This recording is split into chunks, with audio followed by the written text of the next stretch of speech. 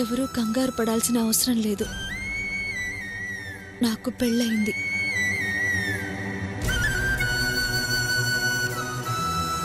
Phone number చెప్పమంటే అంత ఆలోచిస్తావేందమ్మా?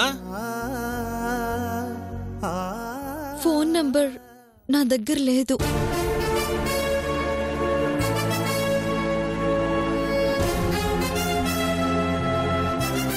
సావిత్రి మాకు చాలా దగ్గరగా ఉందని మీరు చెప్తున్నారు.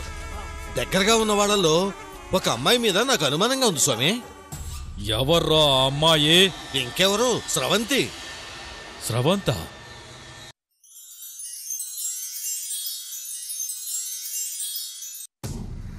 నిజమేరా. మొదటిసారి చూసినప్పుడే నాకు అనుమానం కలిగింది. అన్ని వివరాలు తెలుసుకున్నాం. అనుమానించాల్సిన అవసరం లేదని మీరు చెప్పాకే దాని మీదకి నా దృష్టి మళ్లించలేదు. సావిత్రిలాగా అనిపిస్తుంది, కాని సావిత్రిలా కనిపించడం లేదు. సావిత్రేమో అన్న అనుమానము వస్తుంది.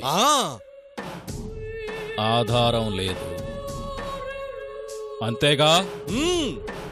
అవును స్వామి.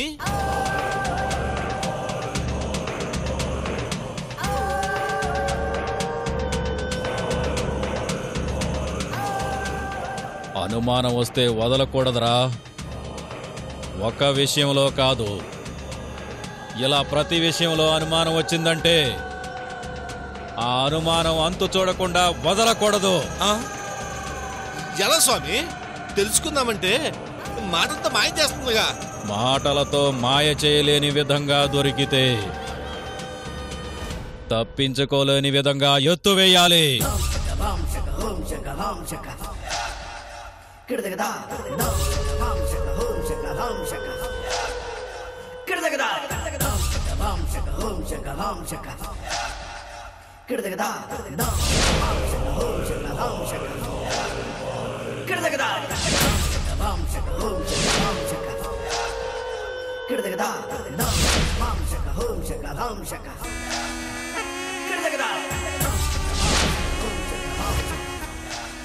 దొరికినాదిరా.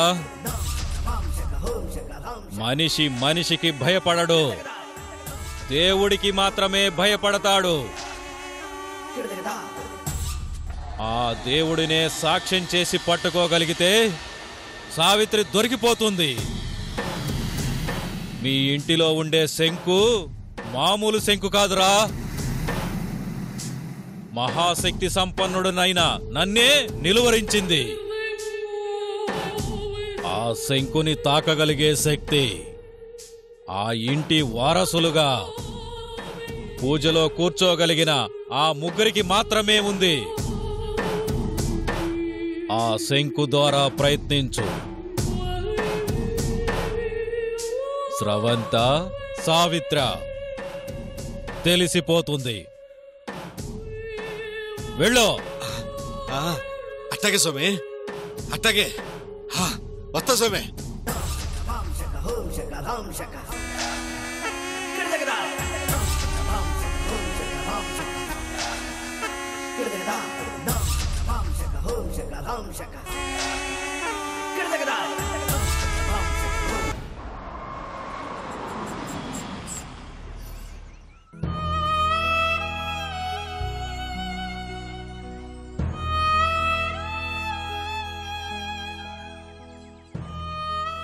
పద స్రవంతి, రా.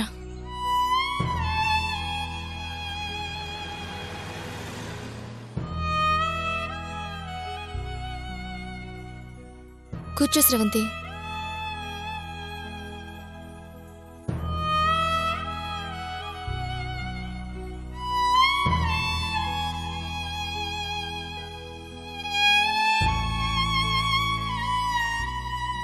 నువ్వింతకు ముందులా కాదమ్మా.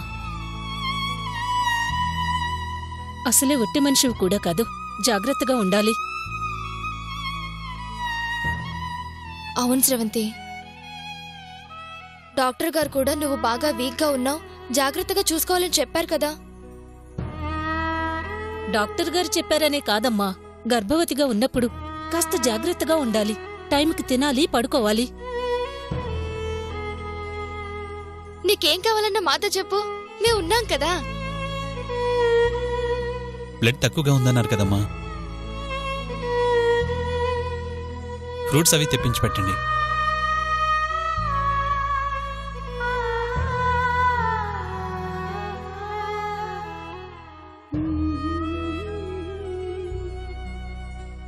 ఏంటమ్మా, ఏం మాట్లాడవు?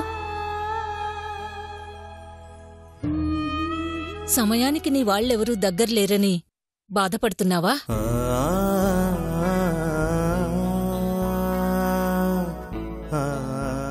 నా వాళ్ళందరూ నా చుట్టూ ఉన్నారు పిన్ని. నేనే పరాయి దానిలో బతుకుతున్నాను. ఏ మనం మాత్రం తన వాళ్ళం కాదా అత్తయ్య? అవునమ్మా, జానకమ్మ మాకేం పరాయి మనిషి కాదు. తను నిన్ను మాకప్పగించింది. నీ బాగోగులు చూసుకోవలసిన బాధ్యత మాదే కదా.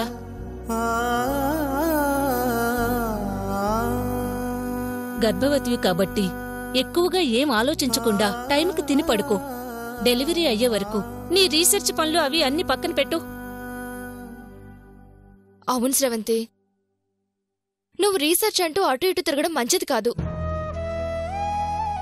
నిన్ను చూసుకోవడానికి మేమందరూ ఉన్నాం. నువ్వు దేని గురించి దిగాలు పడాల్సిన అవసరం లేదు. నీ బాధ నాకు అర్థమవుతోందమ్మా. కడుపుతో ఉన్న ఆడపిల్లకి కన్నవాళ్లు, కట్టుకున్నవాడు పక్కనే ఉంటే బావుంటుంది అనిపిస్తుంది.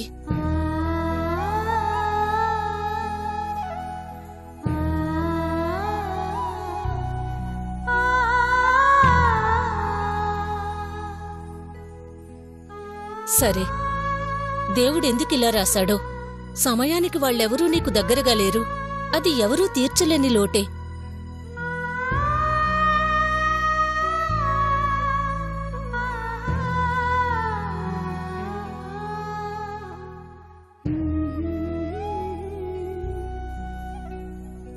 దగ్గరగా ఎవరూ లేరని బాధపడితే కడుపుల బిడ్డకి మంచిది కాదు.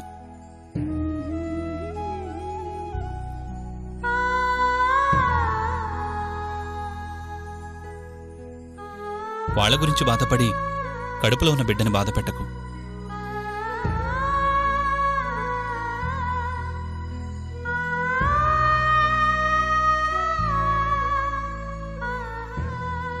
సర్లేమ్మా, వాళ్లను గుర్తుచేసి నిన్ను బాధపెట్టడం ఎందుకు కాని వెళ్ళి రెస్ట్ తీసుకో. నందిని, తీసుకెళ్ళమ్మా. అలాగే అత్తయ్య.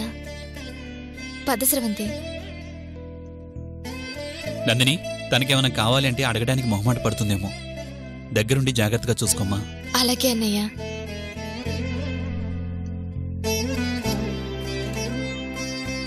పద స్రవంతి, పద.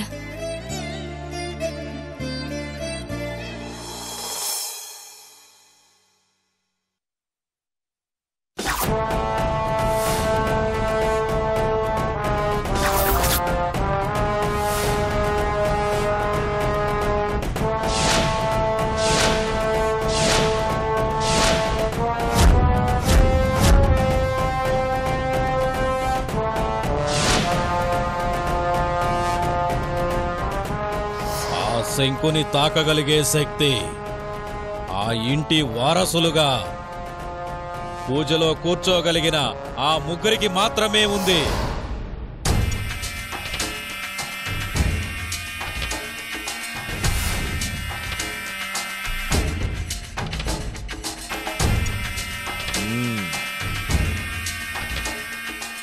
ఈ శంఖాన్ని ఈ వంశం వాళ్ళు తప్ప ఎవ్వరూ తాకలేరన్నది కన్ఫర్మ్. ఇప్పుడు ఈ శంఖం దగ్గరికి స్రవంతిని తీసుకుని వచ్చేది ఎలాగా? అది ఈ శంఖం పట్టుకునేలా చేస్తే చాలు, మనకొక క్లారిటీ వస్తుంది. కానీ ఎలా ఎలా స్రవంతిని ఈ శంఖం దగ్గరికి రప్పించాలి?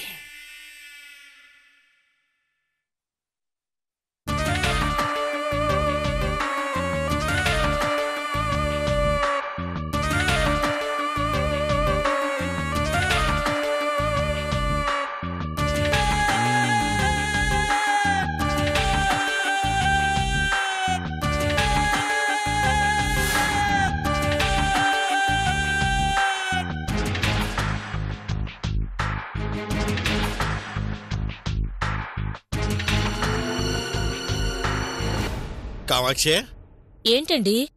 నువ్వు చేస్తున్నది ఏమీ బాగోలేదు. నేనేం చేశానండి?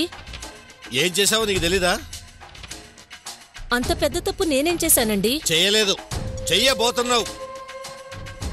ఏంటండి మీరనేది? మరేంటి కామాక్షి? పాప స్రవంతి భర్తకు దూరమే బతుకుతున్నానని చెప్పింది కదా, మరి నువ్వేం చేస్తున్నావు? నేనేం చేయాలండి? వసే తెలివి తక్కువదానా? నువ్వు సంతోషంగా ఎందుకున్నావు? ఎందుకున్నాను?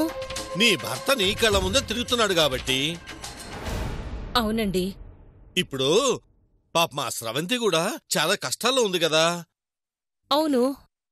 ఇప్పుడు తన కష్టాలు దూరం అవ్వాలంటే ఏం చేయాలి? ఏం చేయాలండి? ఒసే పిచ్చిదానా, ఇప్పుడు నీ భర్త చల్లగా ఉండాలంటే నువ్వేం చేస్తున్నావు? దేవుడికి దండం పెట్టుకుంటానండి. కదా, ఇప్పుడు ఆ స్రవంతికి కూడా భర్త లేడు కాబట్టి తన భర్త రావాలంటే తను ఏం చేయాలి? అవునండి, దేవుణ్ణి వేడుకోవాలి కదా. స్రవంతితో కూడా పూజ చేయించు. సరేనండి, ఇప్పుడే చెప్పొస్తాను. వెళ్ళు.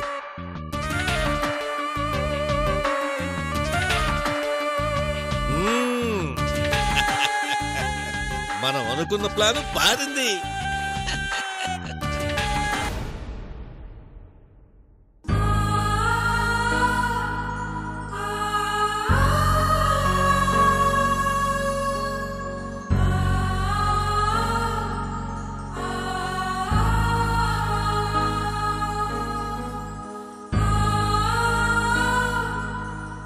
భగవంతుడా, ఏంటయ్యా నాకీ పరీక్ష? కట్టుకున్న భర్త కళ్ల ముందున్నా నన్ను పరాయిదాన్ని చేశావు. కన్న తల్లిదండ్రులున్నా నా నోటితోనే లేరు అనిపించావు. అందరూ ఉన్నా ఎవ్వరూ లేని అనాథం చేశావు తండ్రి. ఇంకా ఎన్ని కష్టాలు పెడతావయ్యా?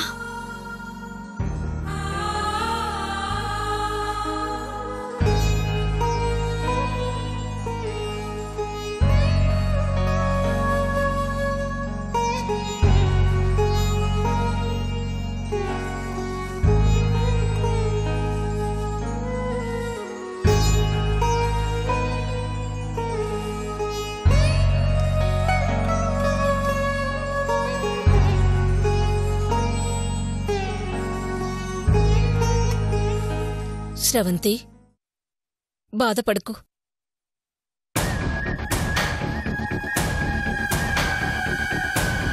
అన్నిటికీ ఆ దేవుడే ఉన్నాడమ్మా. నీ భర్త నువ్వు తొందరలోనే కలుస్తారు.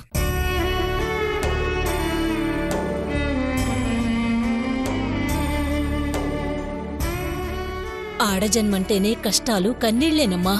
పుట్టింట్లో ఒక జీవితం, మెట్టినింట్లో మరో జీవితం. పుణ్యం కొద్దీ పురుషుడు అంటారు. మనమెంత పుణ్యం చేసుకుంటామో అంత మంచి భర్త దొరుకుతాడు.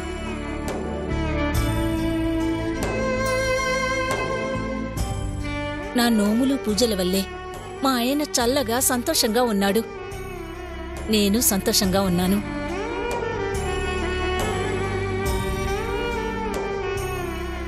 రేపు చాలా మంచి రోజమ్మా. దేవుడి గది శుభ్రం చేసి పూజ చెయ్యి. నీకంతా మంచే జరుగుతుంది. ఎప్పటికైనా దేవుడనుగ్రహం ఉండాలమ్మా.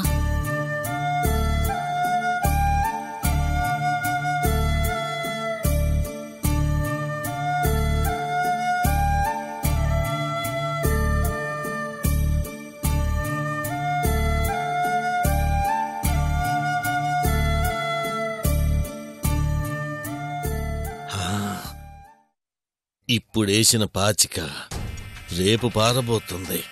స్రవంత, సావిత్ర.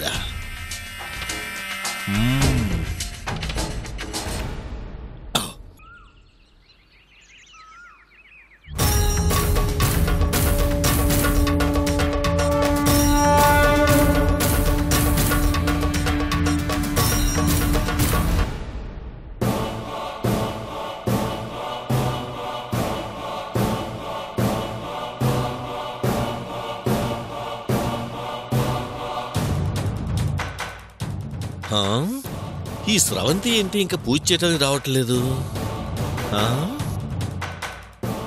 మనకేదైనా అనుమానం వచ్చిందంటే దాని అంతు చూడాలని ఆ తంత్ర చెప్పాడు. ఈ స్రవంతే ఆ సావిత్రి అవునో కాదో అనుమానం తీరే వరకు మనకి కంగారు తగ్గదుగా.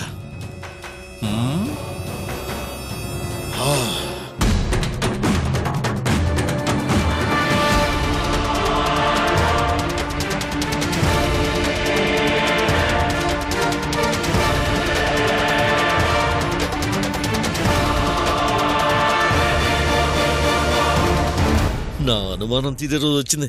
దా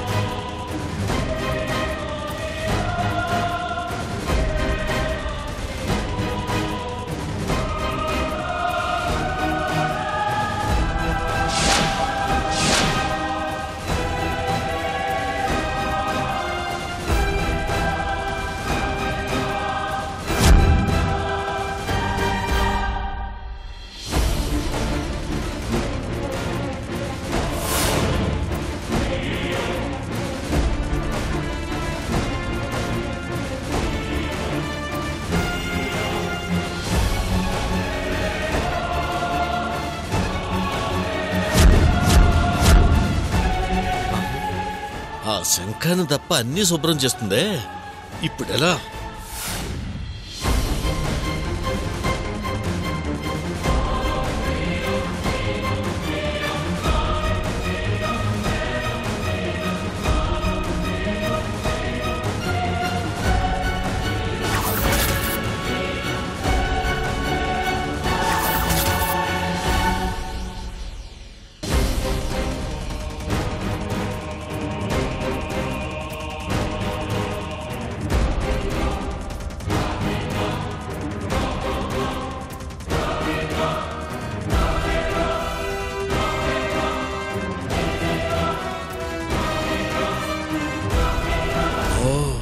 మనం మాత్రం చూస్తే ఏం లాభం? తర్వాత నేనెప్పుడు పట్టుకున్నానని మాట మారుస్తుంది. శంఖాన్ని పట్టుకునేటప్పటికి అల్లుడిని కూడా తీసుకొస్తే సాక్ష్యానికి సాక్ష్యం కూడా ఉంటుంది. ఆ తర్వాత అల్లుడిని అడ్డం పెట్టుకుని నాటకం ఆడొచ్చు.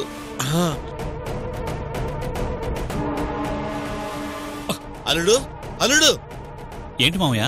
ఏంటా కంగారు? నువ్వు అర్జెంటుగా లోపలికి రా, చెప్తాను. అంత అర్జెంట్ ఏంటి మామయ్య? అబ్బా మాటలు కదా అల్లుడు, మాట్లాడుతూ కూర్చుంటే అక్కడ నువ్వు కళ్ళతో చూడాల్సింది మిస్ అవుతావు. ఏంటది? నీకు రహస్యం చూపిస్తాను కదా, నువ్వు రా చెప్తాను. మన ఇంట్లో మనకు తెలియని రహస్యాలేంటి మామయ్య? అయ్యో, అక్కడ చేతిలో పట్టేసుకొని పక్కన పెట్టేస్తుంది కదా. రాలుడు నువ్వు రా, రాలుడు రాలుడు పరా, రాలుడు రా.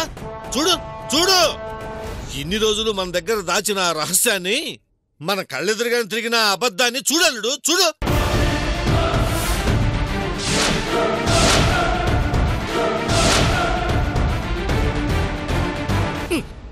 అక్కడ చూడమంటే నా మొహం చూస్తావిందలుడు. అక్కడ చూడు, అక్కడ చూడలుడు.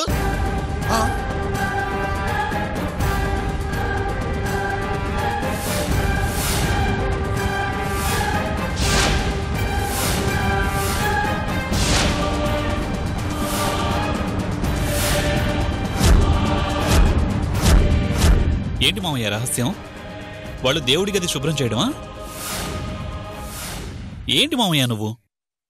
ప్రశాంతంగా నా పాటికి నేను బయట కూర్చుని పేపర్ చదువుకుంటుంటే రహస్యం చూపిస్తానని లాక్కొచ్చి నువ్వు చూపించేది ఇదా? అంటే అది అల్లుడు. ఏంటి మామయ్య అది ఇది అంటూ? ఏదో పెద్ద చిదంబర రహస్యం చూపిస్తానన్నట్టు హడావుడి చేసావు. ఏంటి నువ్వు చూపించేది ఇదా? అంటే వచ్చేసరికి వాతావరణం మారిపోయింది అల్లుడు. అసలు నువ్వు చూపించాలనుకున్న రహస్యం ఏంటి మామయ్య?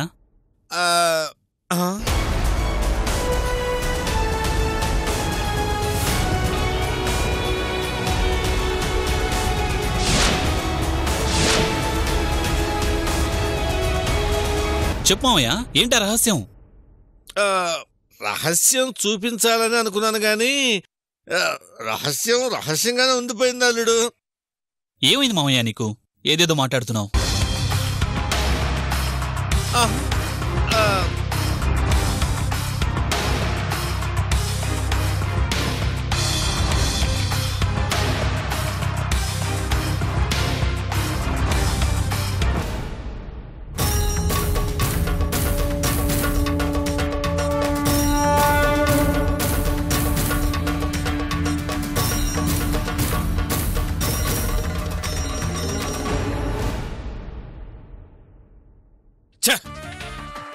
అది తెలివిగలదని తెలుసు కదా, అయినా దాన్ని పట్టించాలని అంతలా సత్య దగ్గరికి వెళ్ళకపోతే ఏమైందో.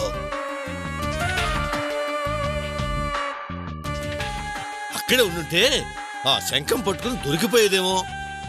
రాను రాను నీ బుర్ర నీళ్లు లేని కొబ్బరి బొండలా తయారైపోతుందిరా.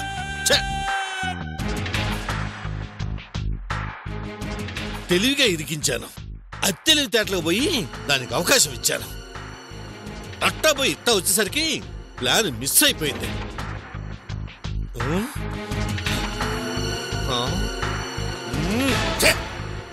మళ్ళీ ఏం ప్లాన్ వేయాలి, ఎట్టా పట్టుకోవాలి? ఆ తంత్రగాడు చెప్పినట్టు దాన్ని పట్టుకోవాలంటే శంఖం ఒకటే దారి. పట్టుకునే వరకైనా ఆగకుండా పరిగెత్తాను. వచ్చేసరికి ఆ శంఖం నందిని చేతిలో పెట్టింది. ఆ పిల్ల చాలా తెలివి కలది.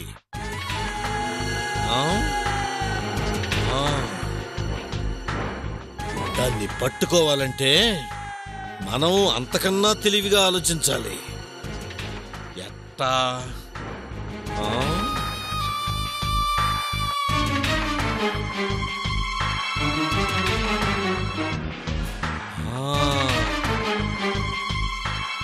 ఇప్పుడు ఎట్లా తప్పించుకుంటుందో చూస్తా. వదులుతానా? అది సావిత్రో స్రవంతో ఈ దెబ్బతో తేలిపోవాలి. తేలిపోతుందంతే. ఆ శంఖాన్ని ఇంటిలో నుంచి తక్షణమే తొలగించండి. మీ మంచి కోరి చెప్తున్నాను. నమ్మలేదు అంటే ఆ శంకరుడు సంచరించే శ్మశానం అవుతుంది.